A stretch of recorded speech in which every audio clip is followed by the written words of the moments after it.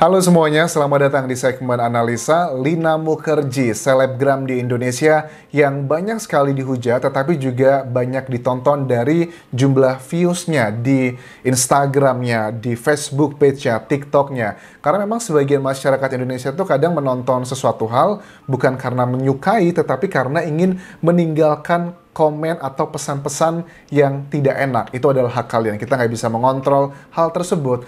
Tetapi bagi aku pribadi, Lina Mukherjee ini adalah sebuah fenomena sosial, teman-teman. Karena yang dialami dia itu juga sebenarnya banyak dialami orang Indonesia. Maksudnya gimana? Jadi gini, Lina kan bilang dia berasal dari keluarga yang sangat pas-pasan, bahkan cenderung tidak punya. Dia punya keluarga yang tidak harmonis, bahkan dia mengatakan tinggal dengan orang tua nggak nyampe 12 tahun, sering mendapatkan kekerasan fisik, kekerasan mental. Ya ini kayak inner child. Kalian yang belum ngerti apa itu inner child itu kayak nggak tahu ya, jiwa anak-anak kita. Kalau anak-anak dulu sering disakiti, dihajar, digebukin, itu dia sampai tua akan ada rasa yang macam-macam lah. Ada rasa sakit hati, ada rasa macam-macam kebencian dan sebagainya. Itu ups and down. Nah makanya kalau aku lihat keterangan terbaru dari seorang Lina Mukherjee ini bilang bahwa pada saat dia membuat konten makan babi tersebut, keluarganya itu sama sekali tidak menghubungi dia loh. Bahkan di blok, teman-temannya juga ngeblok dia sebagainya. Wah, ini sudah bisa confirm banget bahwa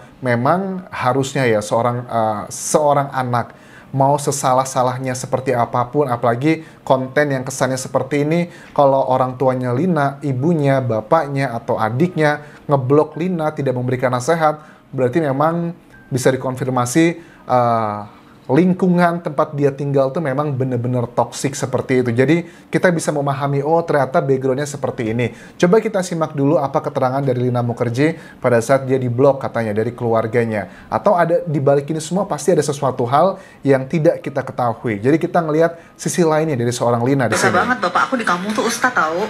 Jadi guru ngaji. Jadi kayak sekampung tuh tahu. Terus aku pernah di pesantren kan, 3 tahun. Ustadzku pasti nangis lah lihat ini gitu. Jadi kayak karena aku tuh gini, aku lahir di Banyuwangi, notabene tuh adik aku pun ustadz di sana, bahkan jadi imam di masjid gitu. Jadi pasti mereka semua terpukul sampai aku nggak dihubungi loh. Biasanya kan kalau ada kayak apapun ya namanya keluarga, kayak rasa marah mereka tuh tidak mengkontak lagi.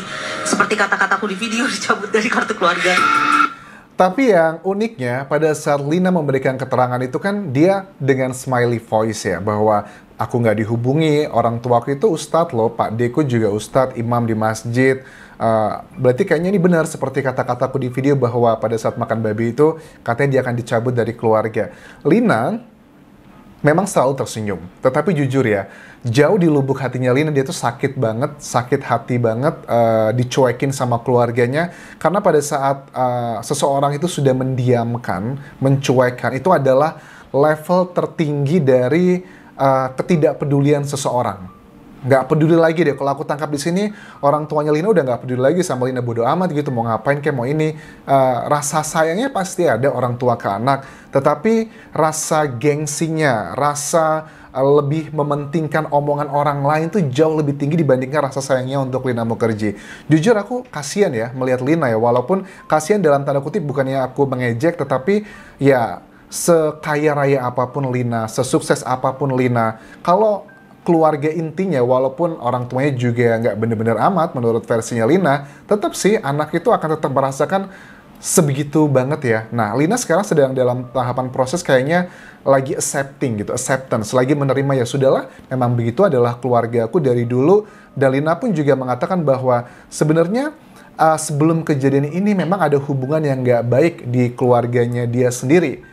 Hubungan yang gak baik itu adalah katanya dia ya selain cerita trauma masa kecilnya yang diperlakukan tidak adil dan sebagainya, dia juga cerita bahwa dia ini membiayai kuliah untuk 2 adiknya, tetapi adiknya itu tidak ada yang lulus kuliah gitu, langsung menikah begitu aja, padahal dia yang selama ini berjuang membiayai semuanya. Ini sisinya Lina ya, belum kita dengar dari sisi keluarganya, karena kan semua itu harus cover both side. Tetapi ada beberapa poin yang aku justru lebih kayak kasihan dengan Lina di sini. Makanya salah satu caranya untuk merilis hal-hal yang dia pendam selama ini dengan berkarya. Nah, karyanya mungkin di sosial media ada yang suka, ada yang tidak suka. Kita coba simak. Keras. Lanjut lagi. Basically itu sebenarnya aku anak pesantren yang tahu agama juga dan ngaji juga, dan aku tuh kayak memang ngerasa bersalah banget, apalagi aku buka sosial media isinya aku semua, apalagi aku sampai banyak ormas juga sih, jadi kayak bener-bener rasa bersalah. Cuman aku kemarin sempat minta maaf sih, tapi ya tetap masih dihujat. Sebenarnya aku punya hubungan yang kurang baik sih, karena waktu aku kan sekolah kan 2 adikku kuliah, gak ada yang beres.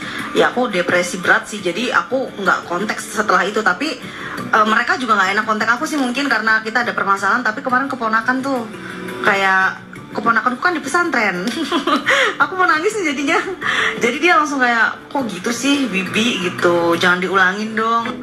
Ya, pada saat dia ngomong aku mau nangis tuh, tapi dia tetap senyum ya. Sebenarnya dia sedang menutupi sakit hati yang luar biasa. Ada inner child-nya Lina Mukherjee memang benar-benar sedang terluka ya. I mean, prihatin untuk bagian ini, dan untuk orang tuanya Lina sih harusnya ya mereka harus mengakui. Kadang tuh orang tua juga gitu ya, mentang-mentang mereka lebih tua, kadang mereka tuh tidak menyadari bahwa kesalahannya itu adalah menyebabkan seseorang anak berperilaku seperti ini.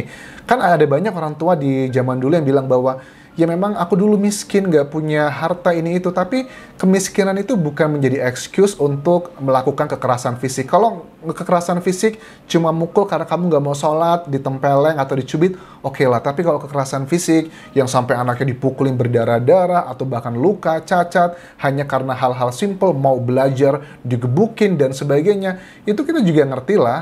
Tipikal orang tua zaman dulu kan mukul ya, bukan mukulin sampai babak belur. Nah, kalau aku tangkap sih, Lina ini punya pengalaman yang tidak sekedar dipukulin hanya demi karena kasih sayang, tetapi pukulannya itu luar biasa dahsyat. Nah, sebagian orang di Indonesia itu menganggap adalah hal yang wajar. Padahal mukul, kalau nggak mau sholat gitu, cubit, pukul ya nggak masalah. Tapi yang aku tangkap, Lina itu mendapatkan kayak luka batin yang luar biasa di masa kecilnya. Makanya pada saat dia memberikan sebagian uangnya, yang dia juga cari uang nggak gampang ya, untuk adik-adiknya kuliah, dan ternyata pada saat adik-adiknya itu tidak selesai kuliah, dia nih marahnya bukan karena adik-adiknya nggak selesai kuliah, tetapi adalah marah reaksi dari orang tuanya Lina. Mereka membiarkan aja, ya udahlah mau gimana lagi. Nah, kesannya Lina itu dipilih kasih gitu sama adik-adiknya, nggak dimarahin adik-adiknya sama orang tuanya, nggak ditegur, nggak dinasehati. Itu adalah yang membuat Lina itu kecewa dan memendam rasa sedih. Selama wawancara,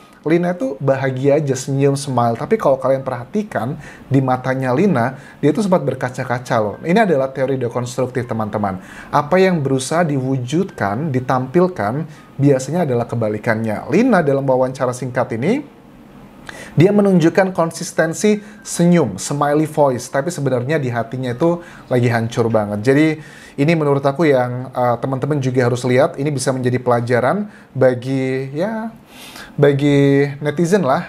Terus juga ada bagian di mana wawancara dari Insert Trans TV ini ya, itu juga menunjukkan ada yang nggak percaya bahwa Lina itu setiap bulan katanya mendapatkan uang 500 juta dari sosial media. Lina sudah mengklarifikasi nggak setiap bulan, ada kadang-kadang dalam 1 tahun kan mungkin beberapa bulan yang 500, sisanya mungkin cuma puluhan juta atau bahkan belasan juta. Apakah aku percaya atau tidak? Menurut aku percaya sih dengan keviralannya Lina gitu kan ya, dari Facebook page-nya ataupun juga endorse. Aku yakin 500 juta itu kalau lagi viral bisa didapatkan di Indonesia, dan aku percaya. Nah, terus mengenai isu mengenai ODGJ, katanya Lina ini pernah dirawat di rumah sakit orang dengan gangguan jiwa. Tidak ada buktinya, tidak ada, katanya ada foto-foto pada saat dia lagi dirawat dan sebagainya.